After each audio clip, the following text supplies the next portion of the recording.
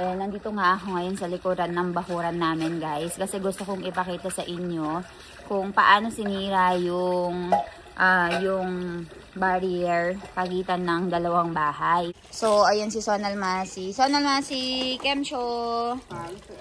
Akkam. Mara chakro kai bari na iwa. Hi, Radeshri. Kay giyata. So, ayan guys, ang pagkain natin for today ay meron tayo ditong rotli. So, ganyan siya.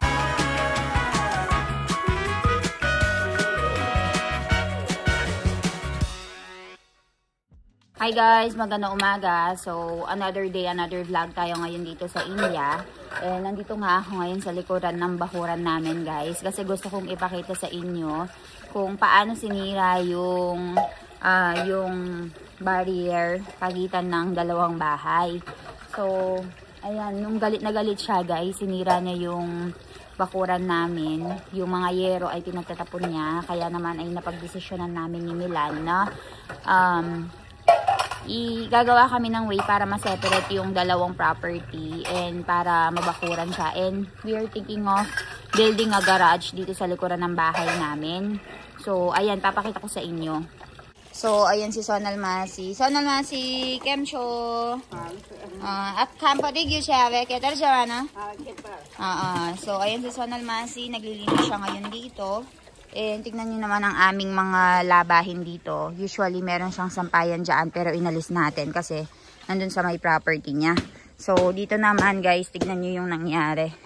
Sa sobrang galit niya, ang ginawa niya ay yung yero, ayan o, tinumba niya. Ganyan yung likuran ng bahay namin guys. Pahaba kasi yung bahay dito. And dahil pahaba yung bahay, ang hirap magtayo ng magandang bahay. So, luma yung bahay namin guys. Ayan. Ayan yung sa kapitbahay. Inalis niya tong mga to. Oh. Ito yung lemon natin. So, hindi ako masyadong nakikichismis sa mga pagdating sa mga away ng mga magkakapitbahay. Kasi guys, dito sa India, yung mga tao ay very free. Marami silang oras para makipag-away, para makipagchismisan. Alam niyo naman tayo, ang dami nating ginagawa. So, ayun, nakwento ko lang sa inyo kung paano nga nakipag-away yung binan ko.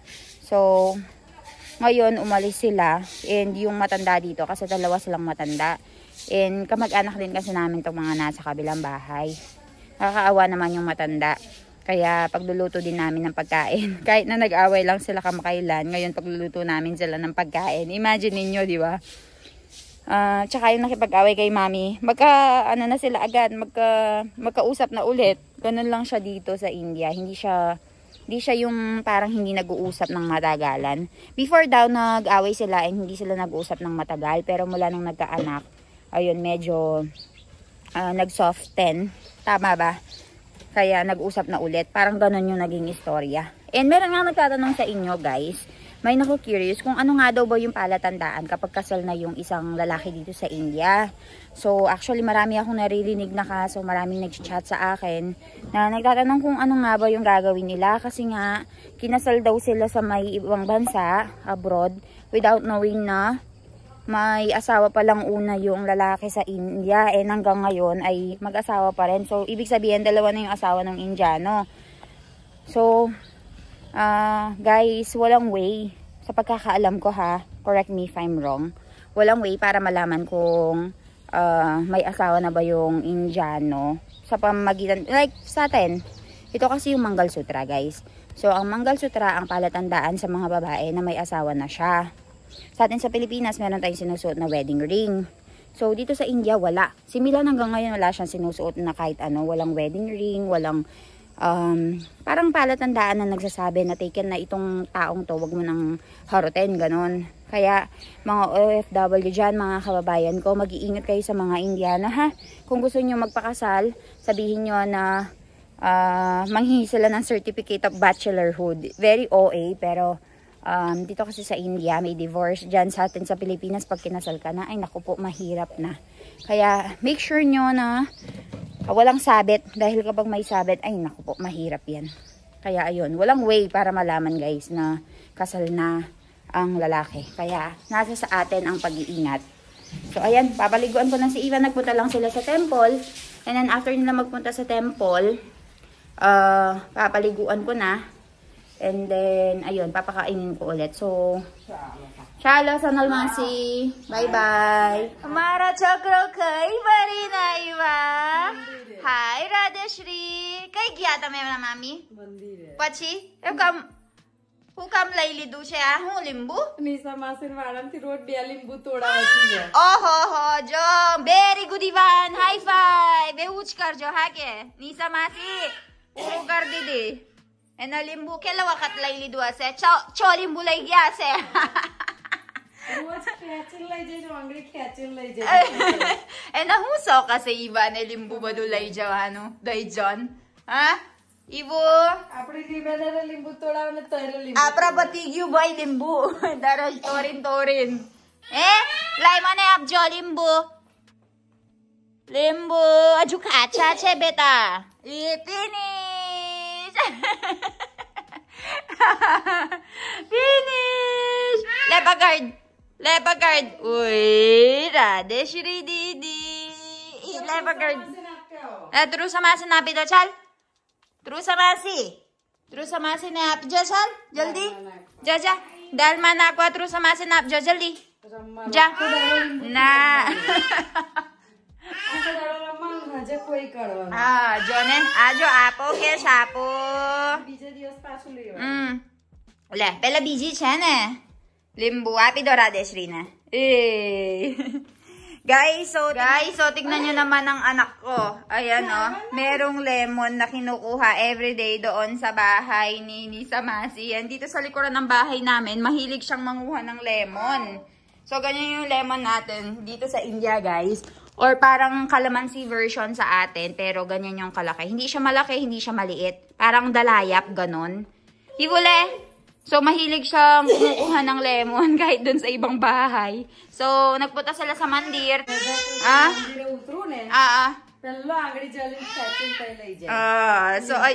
So, ayun guys, talo kasi yung temple na pinupuntahan nila everyday. And kapag last temple na, merong bahay doon na maraming lemon. So, si Ivan, dinadala niya doon si Mommy para kumuha ng lemon. So, ayan, bigay natin kay True Samasi ito. Naipon na ang ating lemon for today. So, ayan guys, ang pagkain natin for today ay meron tayo ditong rotli. So, ganyan siya. So, araw-araw nyo namang nakikita kung paano gumagawa ng rotli, guys. And meron nga kaming nagluluto dito sa bahay. Dahil nga kay Baby Ivan, hindi kaya. And tignan nyo naman, meron tayong rice dyan. May ulam tayo na flour or cauliflower na may kasamang potato. And medyo magulo pa dito sa bahay kasi ongoing pa yung pagluluto, guys. So, papaliguan ko na ang baby ko and then babalitaan ko kayo.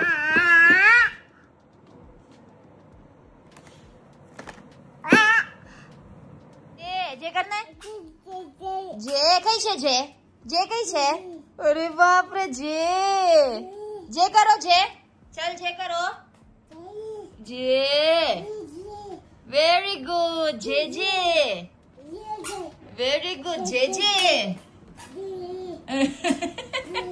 JJ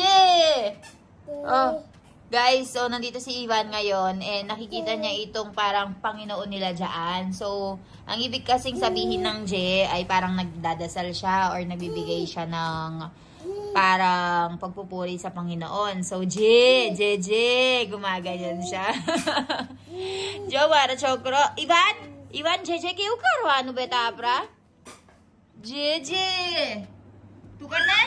JJ, એના દાદીનું બધું સ્ટેથોસ્કોપ પેખી દીધું છે બીપી અને બગડી ગયા જો ને ચીમટી ભરાશે તારા ચાલો ન્યાય ચાલો કેવું ધમાલ કરે જો ને પેલી છે ને એનો જબરું ચીમટી ભરાઈશ હવે શીખી ગયા શું કરવાનો ના સેલફોન નહીં કીસી કરો blow ko daw. Blow karo. Blow karo. Bas, blow kayo. Bas.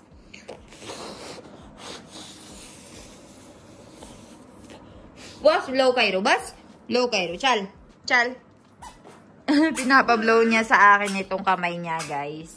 So, dati kasi, guys, lagi siya naiipit dyan sa mga yan. No! So, dahil lagi siyang naiipit sa mga yan, natuto na siya. Ivan, Jo, anyay, Jo? Jo, boba do toys. Siya, Jo, boba do books. Siya, Jo, mewa chuchu. Wild animals. Tiger. Lion. Lion क्यों करे lion? हैं? Lion क्यों करे? चल lion क्यों करे? अला, अला, आवे हूँ कर से आपरा?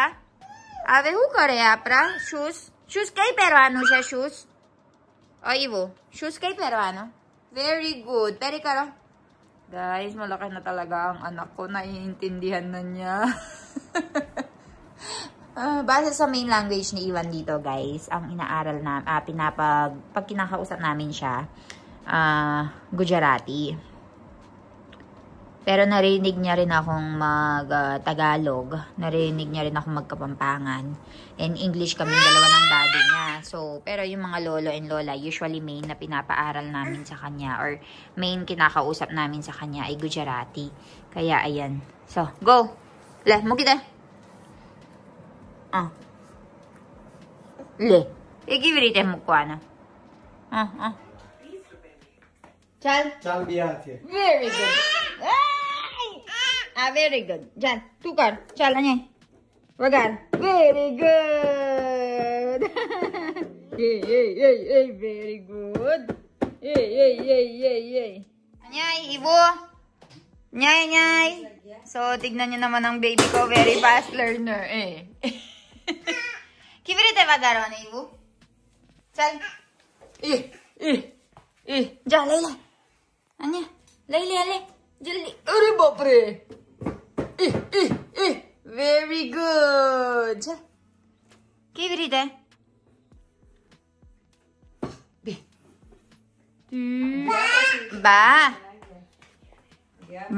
Bida na ba? Guys, tulog pa yung lahat. Kaya naman ay gagawa na ako ng chai para pagising nila meron na silang chai dito. Kasi ang oras ngayon ay 4:15 na. If hindi ako nagkakamali. No, 4 o'clock pa lang, 4:05. So, si Mila nagpunta na siya doon sa may hospital kasi meron nga siyang duty. Sabi ko sa inyo, di ba? 3 to 5. So, bumalik siya dito sa bahay para kumain ng around 1. 2 to 3, nandito siya sa bahay, nagpahinga. And then 3 o'clock, umalis na ulit. So, ngayon, kakatapos ko lang mag-edit ng Milane's vlogs. So, ang edit ko naman after kong gumawa ng chai ay yung Videshi Vibes naman. Sobrang busy ng ating new girl. So, natutulog si Ivan ngayon. Pagkagising ni Ivan, papakainin na natin siya ng snacks niya.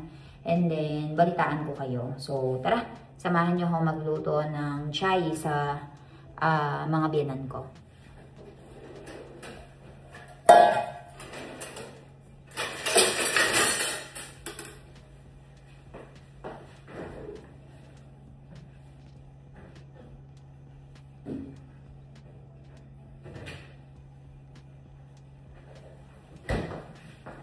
Nag-asawa ka ng Indiano, guys, ang pinakaunang kailangan mong malaman ay yung paggawa ng chai nila. So, dito kasi sa India, madalas coffee or chai yung iniinom nila. Pero, dahil nga nasa village kami, most of the people, yung iniinom nila ay chai. So, tuturuan ko kayo kung ano nga ba yung mga kailangan na ilagay sa may chai. So, kapag naglalagay ka or gumagawa ka ng chai, kailangan mo ng sugar. Pero yung sugar nila dito na ginagamit namin, guys, ay yan, butil-butil, hindi yung refined sugar. Tapos, meron tayo ditong chai. And usually, gumagamit sila ng mga cardamom and ginger. Pero kami ni mommy dito ay meron ng, ayan, ready na powder. So, kapag gusto mong gumawa ng dalawang tasa ng chai na ganito kaliliit, ang kailangan mo ay 1 kalahating baso ng gatas. Ayan, meron tayong fresh milk na laging dinideliver sa atin everyday nung merong mga gatas ng kalabaw at saka gatas ng baka. So, everyday meron tayong delivery ng gatas ng kalabaw. So, tapos nung papakuloan natin siya, and then araw-araw tayong gumagawa ng chai. So, kapag gusto mong gumawa ng 2 cup ng chai, ang gagawin mo, ako, mahilig ako sa gatas. I mean, mas maraming gatas yung nilalagay ko. 1/2 ng gatas ng kalabaw, tapos kakaunting tubig. Pero kung gusto mo ng puro-purong gatas, walang problema. Pero ako, dinadagdagan ko siya ng kaunting tubig. Tapos, maglalagay ka lang ng isang kakutsaritang chai, 2 teaspoon ng sugar, tapos kaunting pinch nung masala or yung cardamom ginger na ginawa ni mommy. So, ayun siya. Tapos yun, pakuluan mo lang siya ng 3 beses. So, ganyan siya ngayon. Low flame lang tayo. And, hayaan mo lang na kumulo ng 3 beses. The more na ilalagay mo siya dyan, isisalang mo siya sa may kalan, the more na mas masarap siya. Kaya kung pupunta kayo dito sa India, guys, yung mga nagbebenta ng chai, kapag pupunta ka sa store nila, laging mainit yung mga chai na binibenta nila. Kasi guys, yung kalan nila laging naka-automatic on yun. Naka-low flame lang. Kaya naman, pag pupunta ka doon, malinamnam yung chai na iinumin mo. Kaya kung pupunta kayo sa India, huwag kayong mag-hesitate na mag-try ng Indian chai. Kung medyo maano yung sukmura nyo ha, baka sisihin nyo ako. Pinatry sa akin ni Elaine, kaya tinry ko. Sumakit tuloy ang aking tiyan. Kung malakas ang sikmura nyo guys, ako, wala namang nangyayari sa akin. Kaya, masarap siya. Malinamnam. So, kapag gumulo na siyang ganyan guys, hinaan mo lang yung kalan mo, and pakuluan mo lang siya ng 3 beses. Pero, kung gusto mo ng mas strong, mas maraming beses mo siyang pakuluan. Lakas, hina mo lang siya.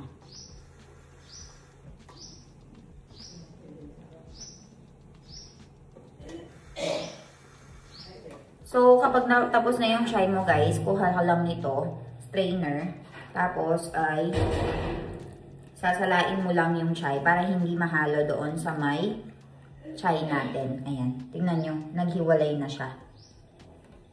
So, ayun, I hope natutunan nyo kung paano gumawa ng chai.